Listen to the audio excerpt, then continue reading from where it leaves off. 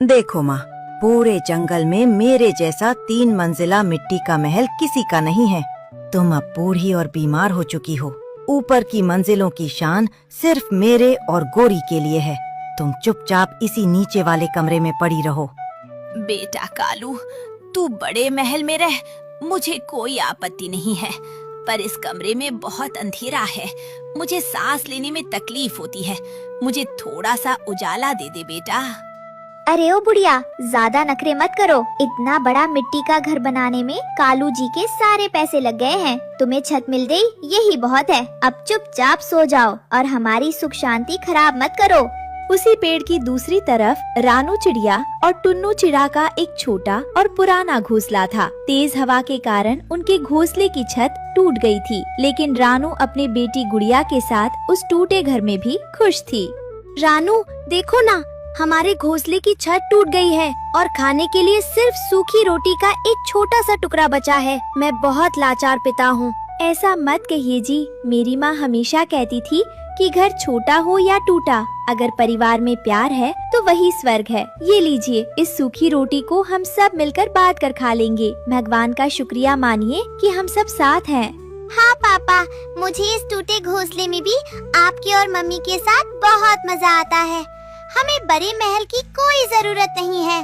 कालू कौवा रोज अपनी तीसरी मंजिल की खिड़की से रानू के टूटे घोंसले को देखता और उनका मजाक उड़ाता था। दिन बीतते गए। कालू और गोरी शहर से अपने लिए कीमती रेशमी कंबल, नए नए कपड़े और महंगे पकवान लेकर आए, लेकिन अपनी बूढ़ी माँ के लिए वो सिर्फ बचा हुआ बासी खाना लेकर जाते थे।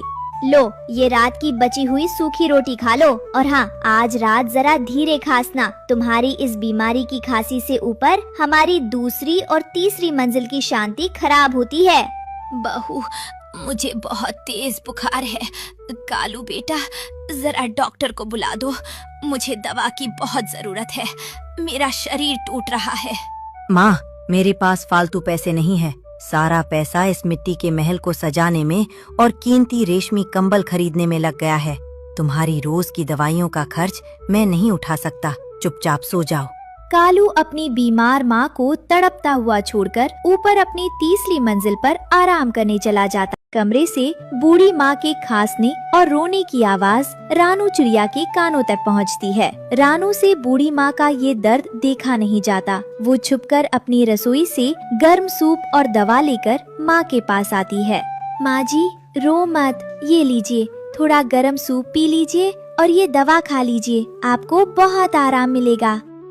रानू बेटी, तू तो पराई है, फिर भी मेरा इतना ध्यान रख रही है।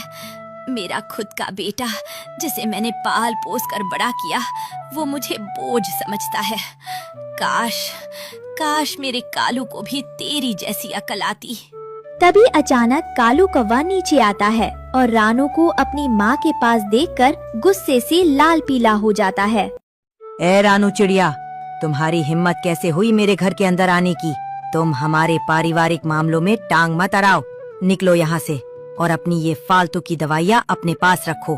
हमें किसी की भीख नहीं चाहिए। कालू भाई, गुस्सा मत करो। माँ जी बहुत बीमार हैं। माता पिता की सेवा से बड़ा कोई धर्म नहीं होता। आज तुम जिस महल पर घमंड कर रहे हो, वो इन्हीं माँ के आशीर्वाद से है।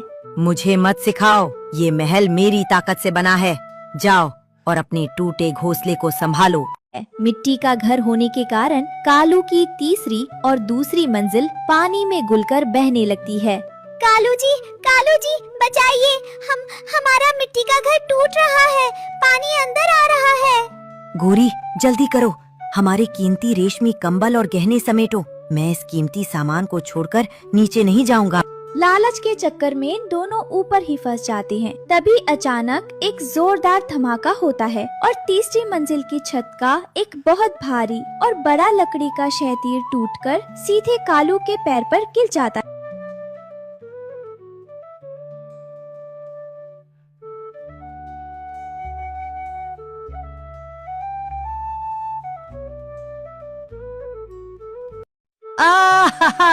मर गया। गोरी, मेरा पैर दब गया है। मैं हिल नहीं पा रहा हूँ। मुझे निकालो, नहीं तो पूरा घर गिर जाएगा। कालू जी, मैं भारी लकड़ी नहीं उठा सकती, मुझे अपनी जान प्यारी है, मैं नीचे भाग रही हूँ। गोरी कौवी कालू को मरता हुआ छोड़कर नीचे भाग जाती है, लेकिन सबसे नीचे वाले अंधेरे कमरे में बैठी बूढ़ी माँ, जिसे ठीक से दिखाई भी नहीं देता था, अपने बेटे की चीख सुन लेती है। अपनी बीमारी और तेज दर्द को भूलकर वो अपनी जान की परवाह किए बिना ऊपर की तरफ भागती है। दूसरी तरफ से शोर सुनकर रानू और टुन्नू भी वहाँ पहुँचते हैं। कालू बेटा, मैं आ रही हूँ। मेरे रहते मेरे बच्चे को कुछ नहीं हो सकता। माँ जी रुकिए, ऊपर मत जाइए, पूरा मकान कभी भी गिर सकता है। टुन्नू जी जल्दी चलिए। मूसलाधार बारिश में पूरी तीसरी मंजिल ताश के पत्तों की तरह हिल रही थी। बूढ़ी माँ जैसे तैसे कालू के पास पहुँचती है। कालू मलबे के नीचे दबा दर्द से तड़प रहा था। माँ, तुम यहाँ क्यों आई? मैं पापी हूँ, मैंने तुम्हें अंधेरे कमरे में रखा। तुम चली जाओ माँ, पूरा घर गिरने वाला है। चुप कर मेरे बच्चे, माँ अपने बेटे को मरते हुए कैसे देख सकती है? बूढ़ी माँ अपनी बूढ़ी हड्डियों की पूरी ताकत लगा देती है। वो अपने कांपते हाथों से उस भारी लकड़ी को उठाती है और अपनी पूरी शक्ति से कालू को धक्का देकर दूर फेंक देती है। कालू और भागकर आई गोरी दूर गिरकर बच जाते हैं, लेकिन ठीक उसी पल नहीं माँ जी! पूरे 3 मंजिला महल की भारी मिट्टी और छत भर भरा कर ढह जाती है। कालू की बूढ़ी माँ उस भारी मलबे के नीचे पूरी तरह दब जाती है। सुबह होते ही बारिश रुक जाती है। चारों तरफ सन्नाटा पसर जाता है। रानू, टुन्नू और कालू कौवा पागलों की तरह रोते रोते अपने हाथों से गीली मिट्टी को हटाने लगते हैं। काफी मशक्कत के बाद जब बूढ़ी माँ को मलबे से बाहर निकाला जाता है तो वो लहूलुहान थी और अपनी आखिरी सांसें ले रही थी। कालू माँ के पैरों में गिरकर फूट फूट कर रोने लगता है। माँ, ओ मेरी प्यारी माँ, मुझे माफ कर दो। मैं पैसों के नशे में अंधा हो गया था। मैंने तुम्हें बासी खाना दिया, अंधेरे कमरे में रखा, तुम्हारी परवाह नहीं की। फिर भी तुमने अपने इस पापी बेटे के लिए अपनी जान दे दी। मुझे ये मिट्टी का महल नहीं चाहिए माँ, मुझे मेरी माँ चाहिए। उठो ना माँ। माँ जी, मुझे भी माफ कर दो, मेरा घमंड आज इस मिट्टी के साथ बह गया। मेरे बच्चे रो मत, ये आलीशान महल तो मिट्टी के होते हैं, आज नहीं तो कल टूट ही जाते हैं, पर माँ का आंचल कभी नहीं टूटता। रानू बेटी इधर आ, आज से मेरे कालू का ध्यान रखना, सब हमेशा मिलजुल कर रहना। इतना कहते ही बूढ़ी माँ हमेशा के लिए अपनी आंखें बंद कर लेती है। पूरा जंगल इस दृश्य को देखकर रो पड़ता है।